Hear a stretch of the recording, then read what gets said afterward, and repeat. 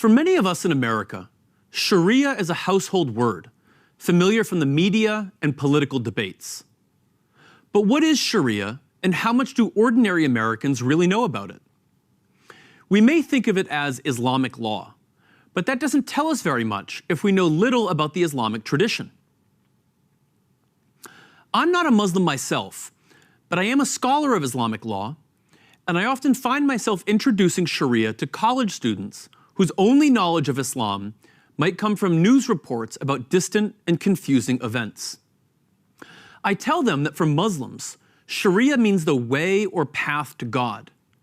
I also explain that it's broader than just law and refers to the very idea of God communicating with humans through revelation. This is why for Muslims, the Sharia includes God's messages to previous prophets, from Noah to Abraham, Moses, and Jesus. This shouldn't be a surprise. Muslims see God's revelation to Muhammad as a continuation and completion of the message revealed to the earlier Jewish and Christian prophets. But while the Sharia is not just law, it is law. It contains rules of behavior. But Muslim legal scholars of the past describe the Sharia not so much as a codified rule book like our tax code, nor as merely a set of higher principles like the idea of natural law, but as the ongoing search for God's prescriptions for human action. Like the Mosaic Law, the Sharia is the discovery of the rules that will allow believers to obey God. Muslims understand that these rules of Sharia reflect broader purposes and values. Scholars and theologians have traditionally said that the entire Sharia is designed to protect human welfare, which they define through 6 core universal interests: life, religion, reason, wealth, family, and honor. For example, the Sharia prohibits the consumption of alcohol, but scholars don't just say that this is because God has forbidden it, but also because it is God's will that humans protect and preserve their reason or intellect, which is necessary for making correct moral decisions. The Sharia also prohibits sexual relations outside of marriage. This is not just because of divine decree, but because it preserves family bonds. At the same time, the Sharia prohibits false accusations of sexual immorality. This protects human dignity and honor, which are necessary for living a good life. So the Sharia should first be understood by its goals and values before its rules. What then are those rules? And if they are not codified, how are they known?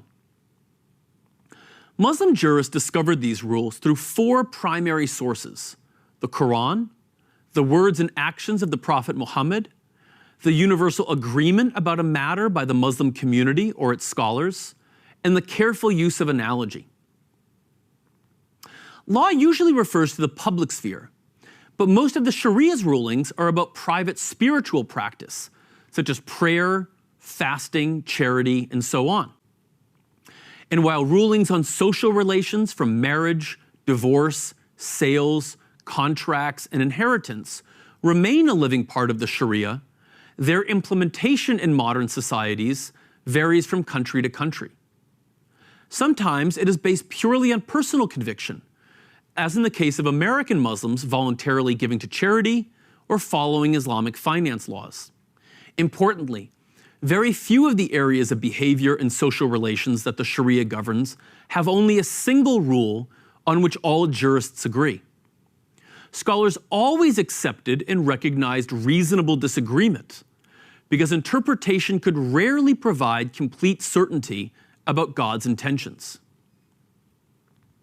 Yet this did not mean that anyone could just impose their own understanding of God's law on others, especially through force. While the Sharia also encompasses certain rulings on civil procedure, aspects of crime and punishment, and even warfare, only public authorities could establish courts with the power to enforce Sharia rulings. Today, this has changed in a number of ways. In nations where Muslims are minorities, such as the United States, Muslim scholars emphasize that the Sharia makes it obligatory for Muslims to follow the secular laws of the lands where they live. In many Muslim majority countries, it is now the state alone, and not scholars who specialize in the Sharia, that decides what will be enforced in courts. And the state's rules are completely divorced from the sophisticated methods and culture of traditional scholars. So when we say that some modern states apply the Sharia, we need to remember that states may have picked and chosen certain rulings, but isolated rules alone don't represent the meaning and spirit of the Sharia. But this is what is still true for Muslims today. They see the Sharia as primarily about finding the path to God and about making this world an abode of justice. In other words, for Muslims, the Sharia is about protecting the most important human interests and values: life, religion, wealth, reason, family, and honor. I'm Andrew March for the Amir Stein Center.